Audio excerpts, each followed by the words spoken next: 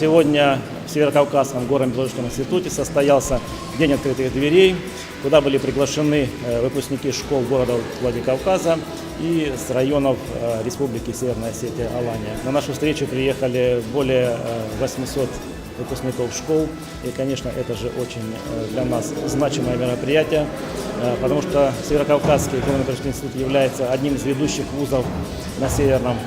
Кавказе, который готовит высококвалифицированных специалистов для Республики Северная Осетия, Алания и для всей Российской Федерации.